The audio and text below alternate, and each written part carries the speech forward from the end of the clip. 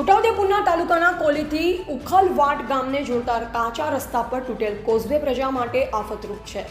આઝાદીના 78 વર્ષ પછી પણ છોટાઉદેપુર જિલ્લાના ઘણા ગામોના રસ્તાના અભાવથી પ્રજાને રજળપાટ કરવાનો વારો। દેશને આઝાદ થયા 78 વર્ષ વીતી ગયા છતાં પણ છોટાઉદેપુર વિસ્તારના ઘણા ગામોમાં હજુ રસ્તા નથી, જે શરમજનક બાબત છે। જ્યારે કાચા રસ્તા પર બનાવેલ કોઝવે તૂટેલા છે, પ્રજા જાય તો જાય ક્યાં?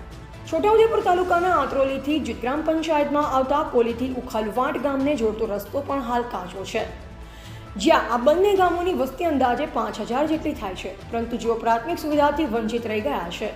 જ્યારે છેલ્લા 3 વર્ષથી આ કાચા રસ્તા ઉપર બંને ગામ વચ્ચે આવતો કણભી કોતર ઉપર બનેલ કોઝવે તૂટેલ છે, જેનું સમારકામ પણ કરાવવું તે તંત્રના ધ્યાને આવતું નથી, જે નવાઈ ભરી વાત છે। સદર કાચા રસ્તા ઉપર ન જવાના કારણે ગોળફરી આવવું પડે છે, જ્યારે ગ્રામજનો રજળપાટ કરી રહ્યા છે। સ્વ વિકાસ છે। તૂટેલા કોઝવે છેલ્લા 3 વર્ષથી આ રીતના તૂટેલ હાલતમાં છે, જેના પર વરસાદના સમયમાં જીવના જોખમે પસાર થઈ જવું પડે છે। ગ્રામ લોકો જણાવી રહ્યા છે કે મોટરસાઇકલ લઈ અજાણી વ્યક્તિ અંધારામાં આવતી હોય તો તે કોતરમાં પડી જાય છે, જ્યારે 3 વર્ષ જેવા સમયથી આ કોતરની મરમ્મત કરવામાં આવતી નથી, જેના કારણે પ્રજામાં પણ રોષ જોવા મળી રહ્યો છે। એવા ઇમરાન મિર્ઝા, છોટાઉદેપુર।